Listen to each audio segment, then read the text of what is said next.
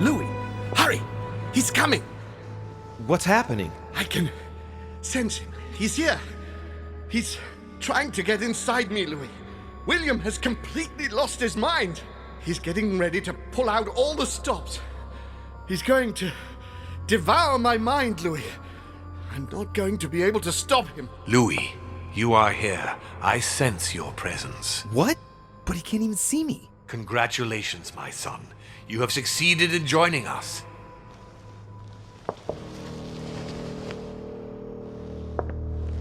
Louis, don't let him draw you in there. You are signing your death warrant if you decide to follow him. I won't be there to protect you. It's over, my son. We have won. A new order can be born. Louis, I'm so weak. I can feel him entering. I can no longer keep him out. He's coming.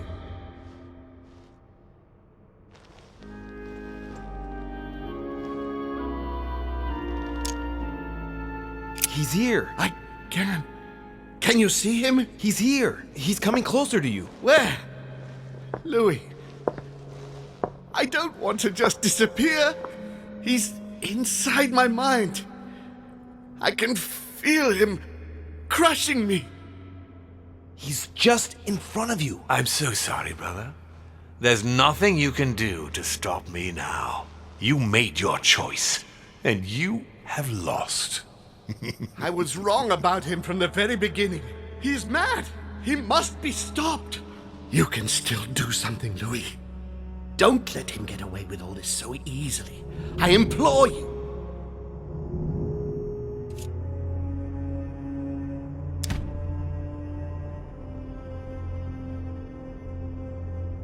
Look at yourself, Uncle. You're just as bad as he is. Despite being centuries old, despite all the wisdom you should have acquired, I don't believe in you, nor do I believe in him. You can count on me to do my utmost so that neither of you will succeed in your plans. You can be so stupid. As for me, I won't be around much longer. So if you want to stand the slightest chance against him, at least make sure you are armed, Louis. What do you mean? The lance, Louis. Have you got the lance? It's over, brother. Don't fight it. You will be punished for this. Perhaps, but you won't be there to see it, will you?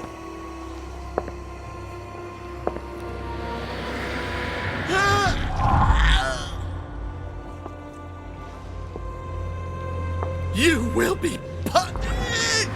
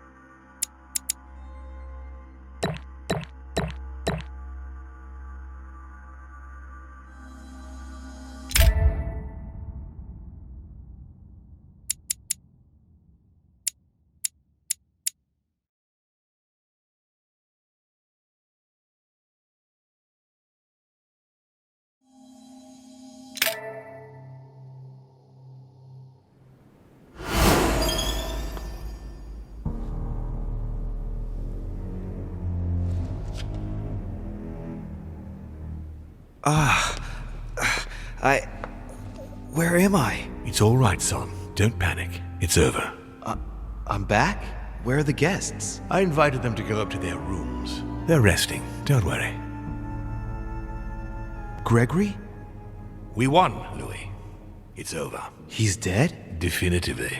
Now the way is clear. At any rate, rejoice. Great things await us. What did you do to him? I devoured his soul. But I didn't see you use the Holy Lance. Indeed not. I didn't need to.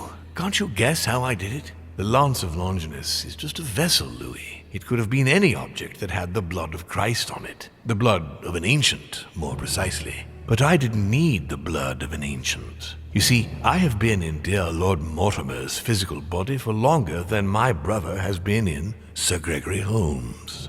Therefore, I am an ancient, Louis.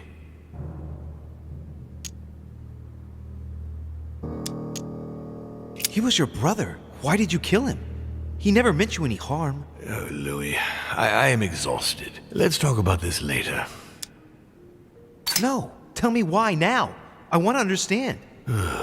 Stubborn as a mule. After centuries of trying to convince him, I assure you I had no other option than to do away with him. He would never have allowed me to depose our father. In the past, he had already opposed me, and sometimes very violently. He seemed to you like a man of peace, because you did not represent any danger to him. But I can assure you, he was not. With anything to do with our father, he would be merciless. In any case, what's done is done. I'm going to rest in the dining room. Join me there when you're ready. The time has come to end this little antisocial gathering. No doubt about it. This family is rotten to the marrow. I did right not to trust them. Right. All I have to do now is confront Mortimer.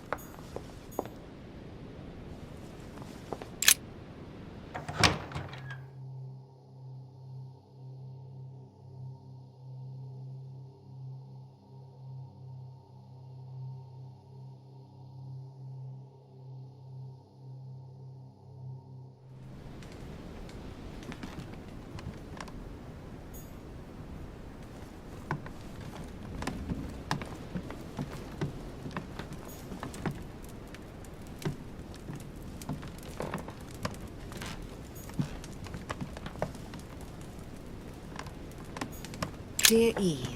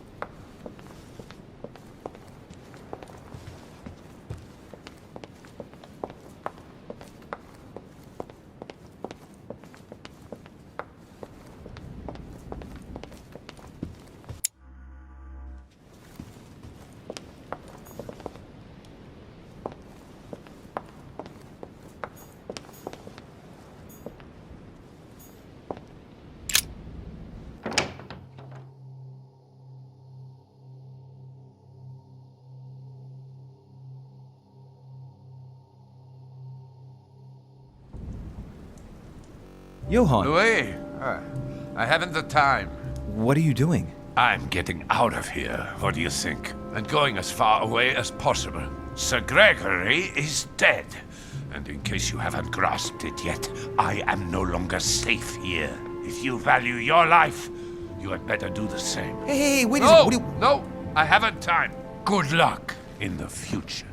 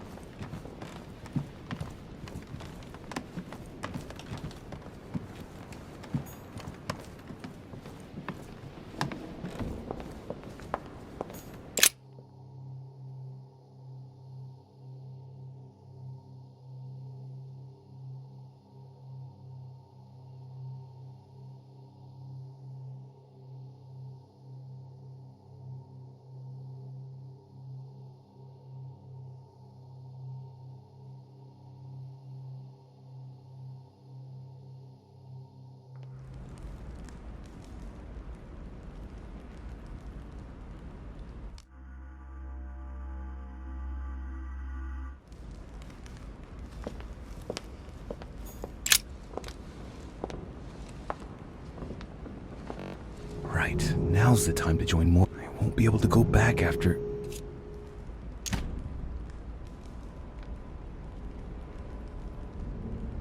we go.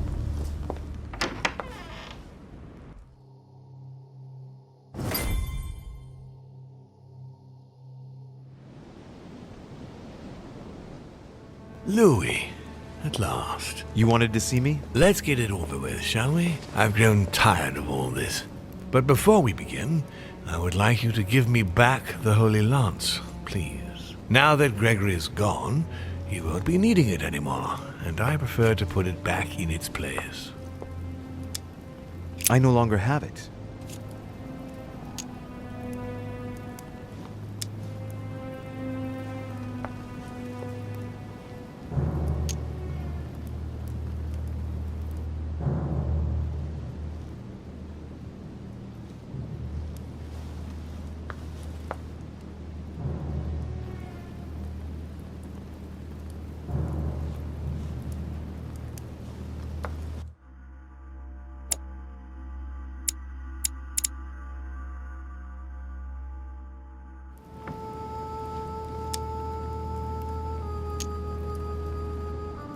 Didn't Monsieur Bonaparte give it back to you? No.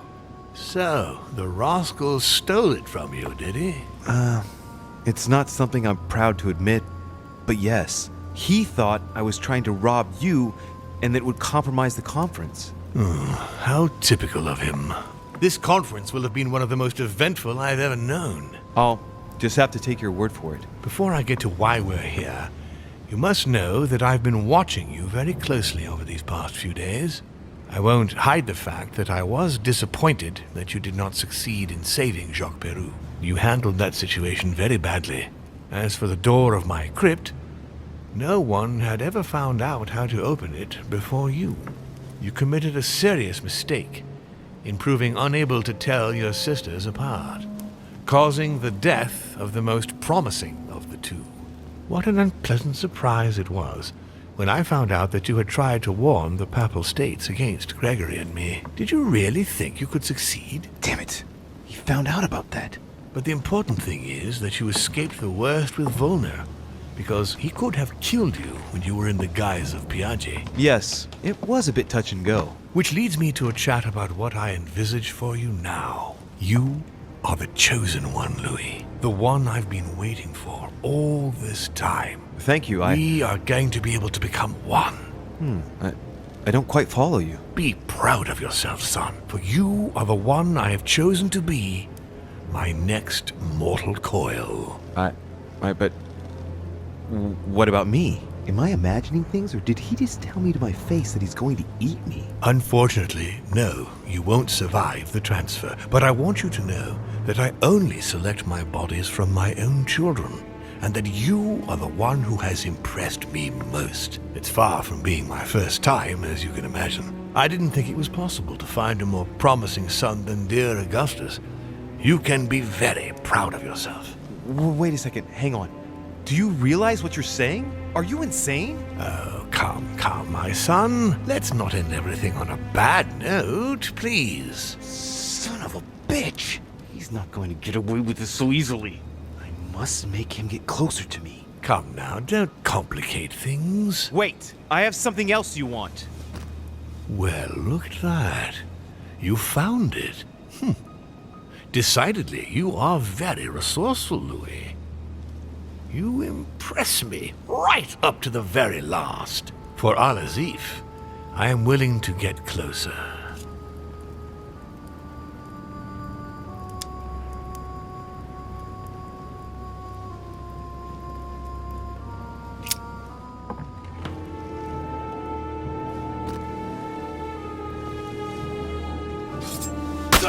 No! No, not now! You've ruined everything. Like father, like son.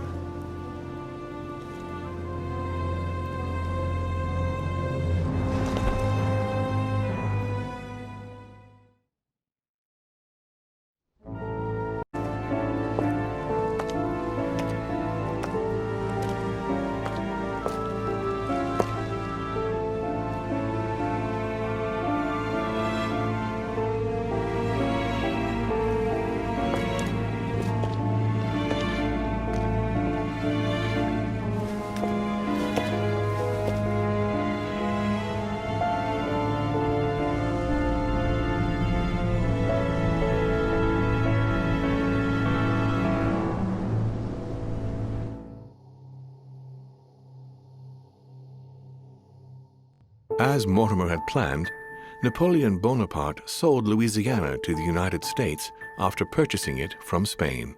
Bonaparte continued his political and military ascension until he proclaimed himself emperor. He went on to invade a large part of Central Europe. The legend of Napoleon persisted after his death, conferring on the emperor the role of Messiah for France. Remaining very popular, George Washington put an end to the various internal rebellions without violence and re-established trade agreements with Great Britain. Upon his death, he became a national hero and left an entire nation in a state of mourning. On his return to Spain, Manuel Godoy proceeded to give Louisiana up to France. Later on, he became the target of the Crown Prince of Spain, Ferdinand VII. The latter gave no respite to his mother's lover, going as far as condemning him to exile. He confiscated all of Manuel's titles and possessions, as well as those of his mistress, Pepita. Pursued, they ended up living out their last years in France in poverty and anonymity. The influence von Wollner had over King Frederick William ironically ended up working against him. The sovereign thrust him into increasing repression until the end of his reign. Von Wollner became the object of the people's hatred, was therefore stripped of his titles and land by the new king, and died in poverty to general indifference in the Prussian countryside. His Eminence was obliged to justify himself on his return from the British Isles over the letter he had sent to His Holiness. Unable to say more about the superior dark forces that he had spoken of, his mental health was brought into question. He was consequently withdrawn from papal state power, and it became preferable to speak politely about a faraway retreat when referring to his anonymous confinement in an asylum of Rome. No more was ever heard of Lord William Mortimer. His sudden disappearance was the subject of conversations in the European courts, but only for a few months.